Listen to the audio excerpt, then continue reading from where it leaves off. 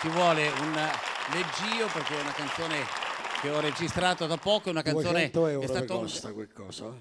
Come? Mi costa 200 euro quell'affare. Ma va a morire.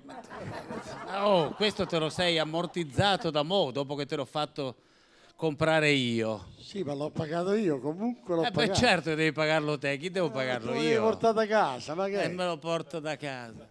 Mi fai annunciare? Annuncia. Annuncia. Chi deve annunciare? Devo la canzone, dire due parole. Perché? Perché? Perché per spiegare, io faccio una canzone. Perché è scema la gente che non vabbè, sa. ma un attimo, no? Due Vabbè, fa parole. come te passa a casa tua. E che devo fare? Quello che ti pare.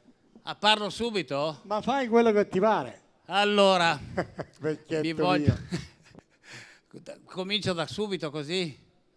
Va bene. Allora, questa canzone che vi canto è stato un grandissimo successo di Paul Anka, scritto anche da Paul Anka nel lontano 1900. Io l'ho ripreso perché l'ho risentito fatto da Paul Anka con un arrangiamento nuovo, l'ho copiato paro paro e ve lo faccio ascoltare. Ogni giorno.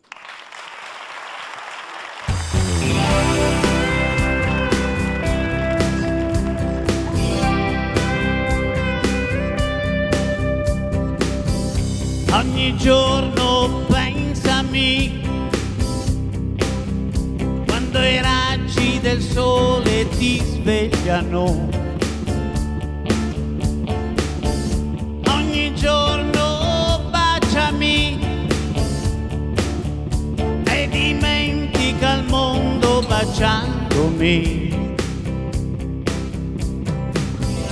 Innamoratissimo, ogni cosa di te io desidero e mi sento libero se i tuoi baci con te mi incatenano. I miei sogni ti dedico, questa vita ti dedico, perché tu ogni istante di più sei un angelo e con te, solamente con te voglio vivere. Ogni giorno pensami, quando i raggi del sole ti svegliano. Ogni notte sognami, come sempre ogni notte io sogno te.